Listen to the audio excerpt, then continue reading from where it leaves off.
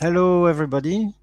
My name is Vincent Stelle. I'm working at ARM in architecture, and I'm pleased to do a couple demonstration of SystemReady IR in practice on board this evening or this morning, wherever you are.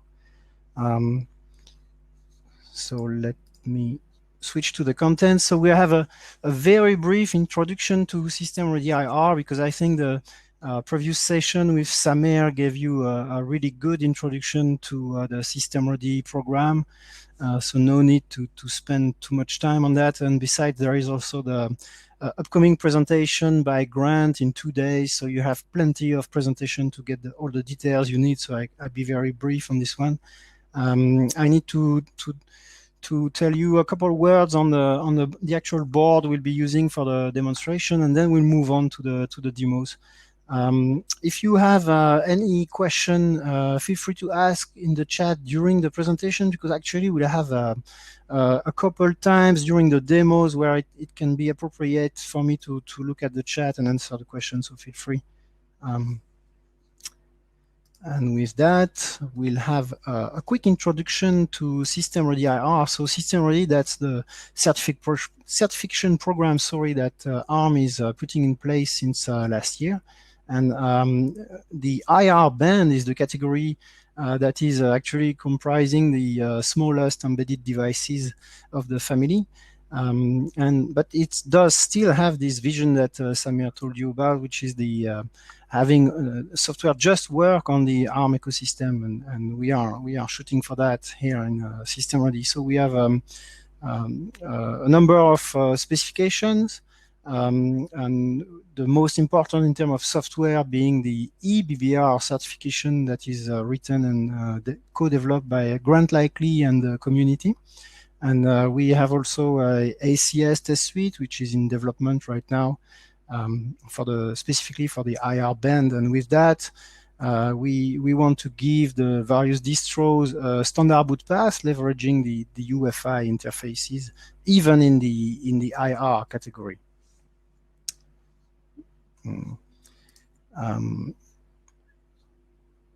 That's a quick introduction to the board we'll be using for this live demonstration. So that's a Compulab IOT-GATE-IMX8 board, which is based on NXP SoC IMX8M Mini, which contains actually 4 Cortex-A53 cores running in 64 bits.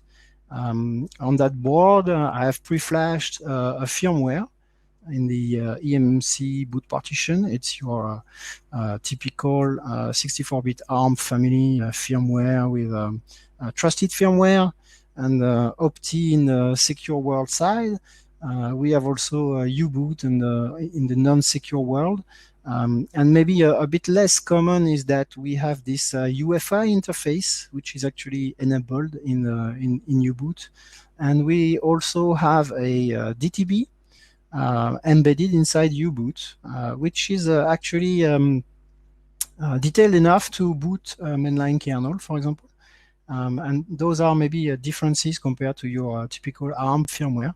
And during this demo, we'll be using a number of USB keys where I have preloaded various applications for the demonstration. So the software comes in 2 parts for those demonstration: the firmware pre-flashed in eMMC, and the application kernel and all software on the USB stick. And we'll be looking at the output on the serial console, and I'll be sharing my window during the demonstration. So with that, I'd like to move on to the first demonstration. So this is a demonstration of the UEFI SCT, which is the UEFI Self Certification Test suite. So why do we care? It's because this SCT is a tool we use in the SystemReady program for certification, and it does apply to the IR band as well. And it's run in 2 steps, basically. So on the left of the diagram, you can see the UEFI SCT in orange running on U-boot with the UEFI interface.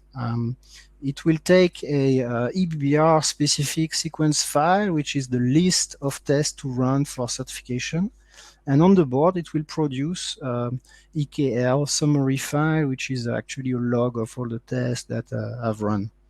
And then that log is retrieved on a PC, for example, and you can do offline processing with a Python script that ARM is developing as well, and it comes with a configuration file which allow us to tailor the results for the EBBR specification.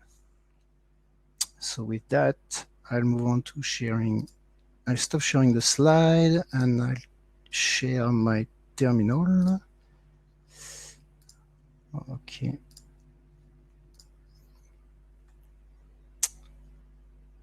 So hopefully you should be, yeah, I think you're seeing the terminal. So I'm booting the board now. You see the trusted firmware traces.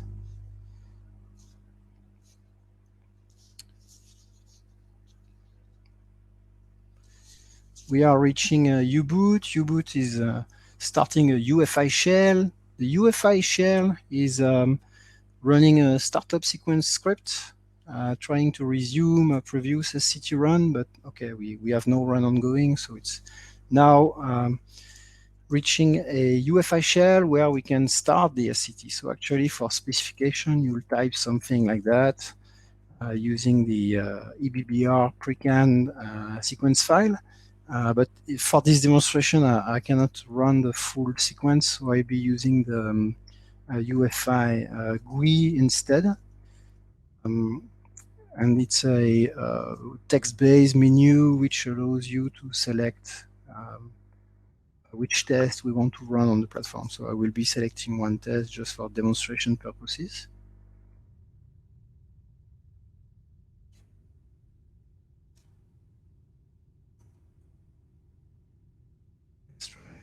Test. Okay. I'm starting. I'll be starting the test. So while the test is preparing, let me have a look at the chat.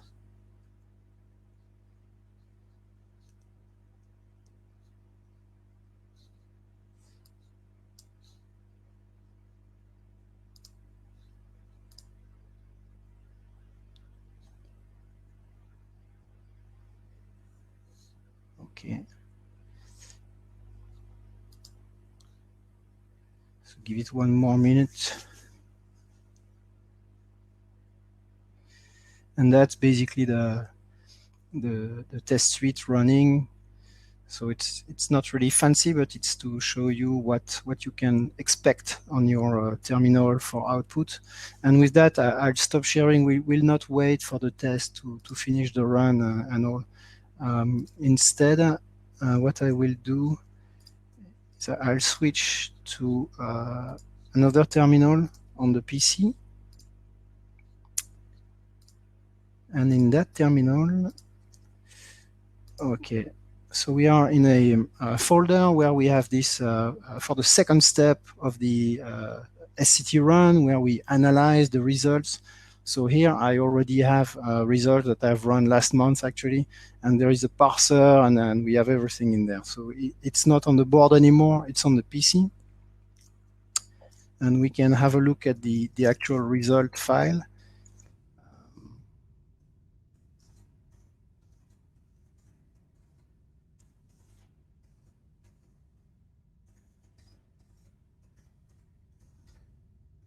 So this is the EKL file that is produced by the test suite on the board.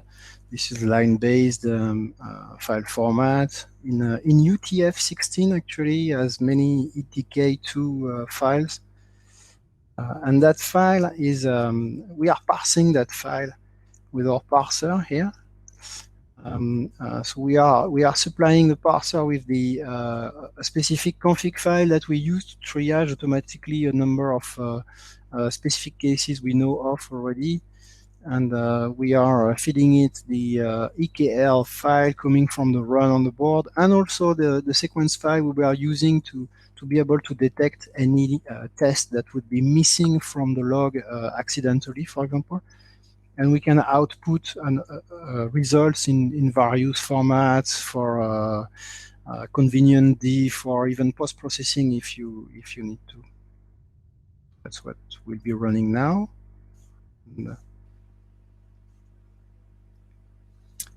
So you have a summary line already that shows you that we have 10K tests which have run on the board. So again, it was a few weeks ago, but we cannot do that during the demo. And we are triaging automatically a bit less than 400 cases already. And yeah, so that gives you an idea how to run on the board, retrieve the results, and then analyze pretty much automatically now. So with that, I'll stop sharing the window. Let me try. And I'll be sharing the slides again. Okay. So moving on to the second demonstration for this presentation today. This is actually booting Linux from the UEFI shell. So why is it important? So we'll be using a Arch Linux distribution, and booting a unmodified distribution is actually part of the certification for SystemReady IR as well. So with that, I will use that USB key where I have detard the Arch Linux file system archive. And this archive of Arch Linux doesn't know about the specific board we are using, and instead we'll be starting Linux manually from the UEFI shell, which I have added onto the USB key as well. So let me switch back to the terminal.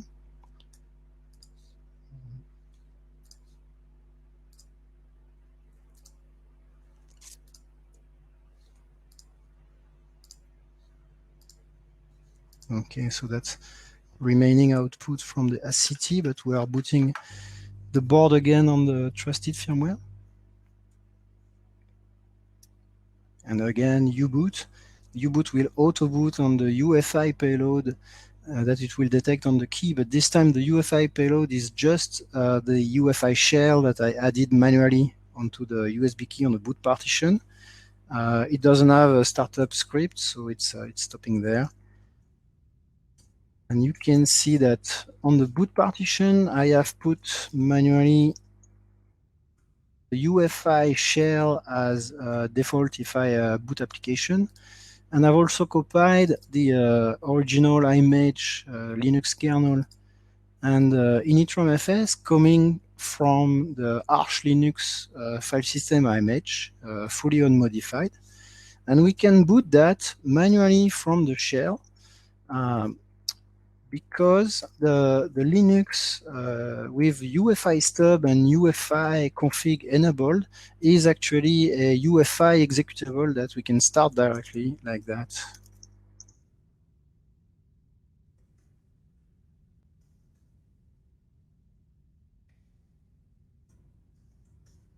So we need to tell it that the root file system has been detarred to the second partition because there is no bootloader, no configuration here. And you'll see the FI stub from Linux booting, and the FI stub will load the initramfs. So we are reaching initramfs, and then we are reaching user space on the actual root file system. And again, what is nice about this boot path is that the DTB will not come from the Arch Linux file system image, which doesn't know about the board we're using at all. But instead, the DTB is coming from the U-boot firmware, and it's being handed to the kernel through the UEFI interface.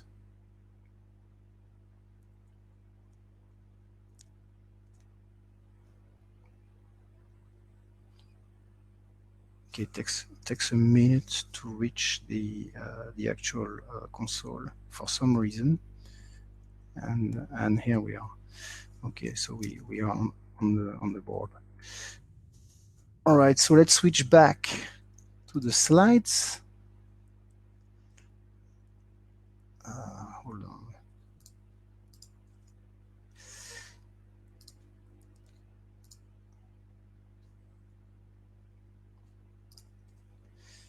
And I'd like to introduce the third and last experiment for this presentation. So that's we've seen how to run the SCT, parse the results.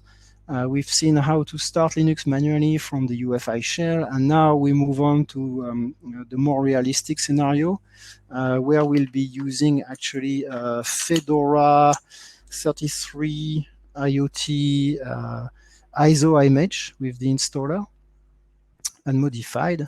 And again, this Fedora distribution doesn't know about our board at all. And again, the DTB is coming from U-boot. But this time, the boot path for Fedora is a bit more complex than starting from the shell, because it's actually using a shim executable, which is not on the diagram here, for authentication. And we have this grub bootloader, which in turn will be loading the initramfs and Linux finally. So let me switch to the serial console.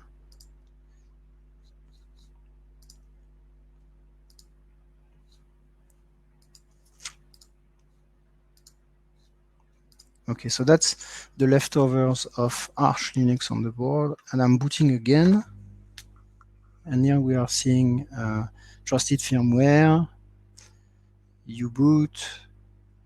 We don't see shim actually in the traces, I think, but we see we'll reach grub in just a couple seconds, and that's it. So we are on. Now we are on the grub menu for the Fedora installer, and we can select to boot to the installer right away.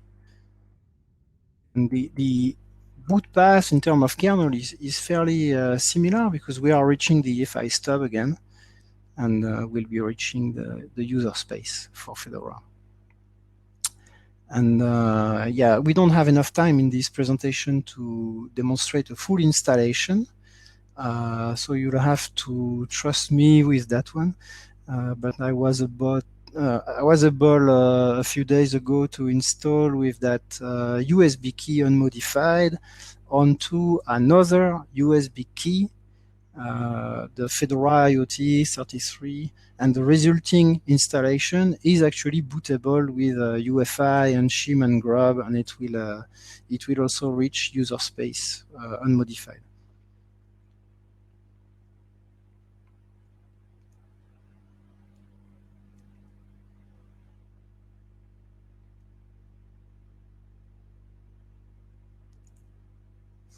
So I'm looking at the chat while we are reaching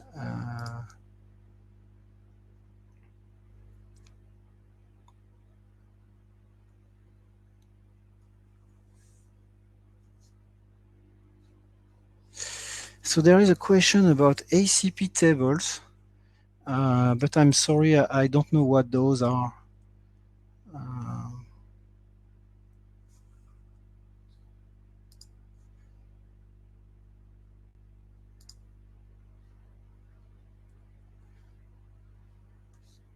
But if you can send me maybe an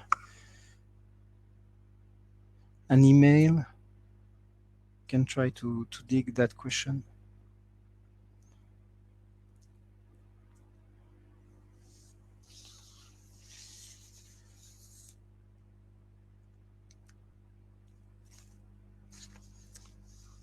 Okay, and we are reaching actually the Fedora installer.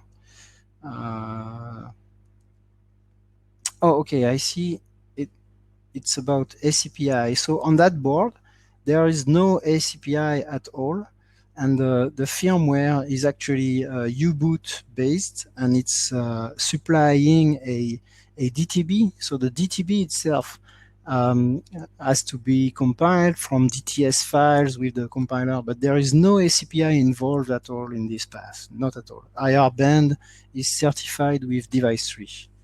And it's one difference compared to the other SystemReady bands. Okay, so I share the slides again.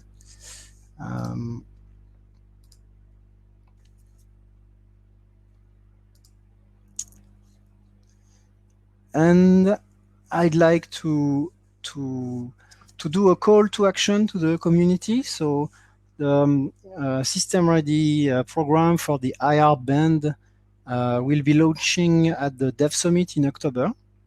And meanwhile, I would like to call you to try to reproduce on your systems what has been demonstrated in this presentation. So, for example, the SCT.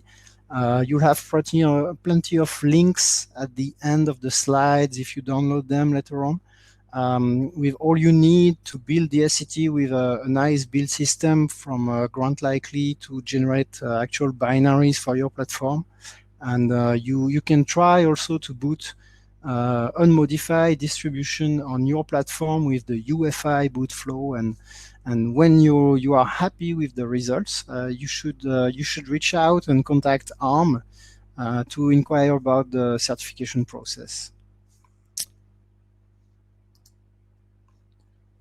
Okay, so that will conclude this presentation. I'd like to mention that those demonstrations are possible only thanks to the work of many people, and especially Linaro has done a great deal of work on enabling that UEFI boot path in U-boot. And I'm thinking to Paul Liu, who's working specifically on the Compulab board and is in the process of upstreaming everything. And Grant as well has been really fostering the effort and driving the effort for this enablement of the UEFI boot path on IR. So don't miss the talk, the upcoming talks and about UEFI and also specifically SystemReady IR. If you have questions, we can try to address them in the remaining 2 minutes.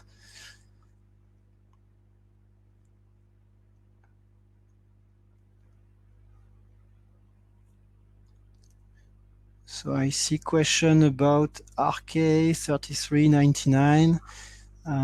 So yeah, it's with respect to SystemReady. For example, the Rock Pro 64 is already in really good shape. So we are not able to certify boards right now, but there will soon be RK3399 based platform.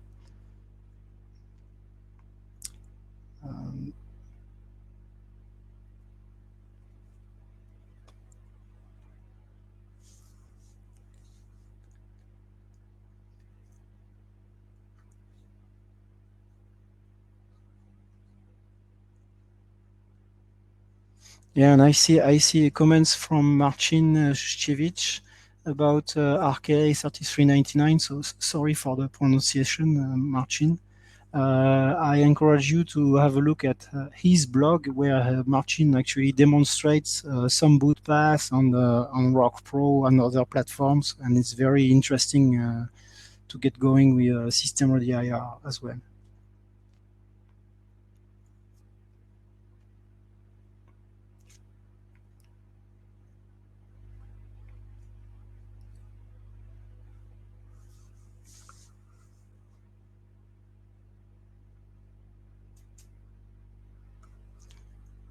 So during the last minutes, we might have the time to actually try to boot the resulting Fedora while questions are coming.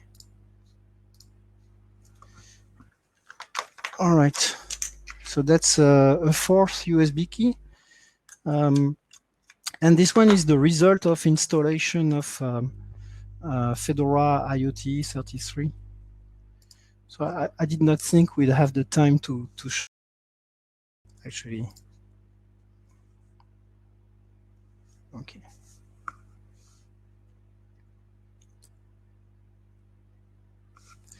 And you'll see we are reaching a grab menu, but this time you see it's the result of installation. It's not the installer.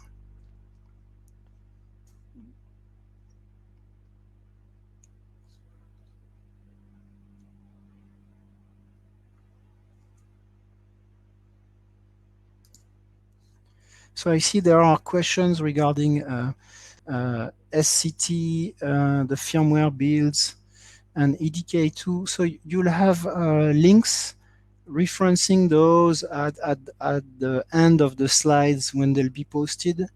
So yeah, Grant is posting also his build system for the SCT, which is really simplifying everything. And you can always reach out to us if you have specific question about how to reproduce the build step. All the firmware sources are they are out in public trees of Paul Liu mostly, and with instructions, and they are being upstream, so they'll end up in U-boot. And I see we are over time already. So with that, I'll just say thanks for listening, and see you next time. Thanks.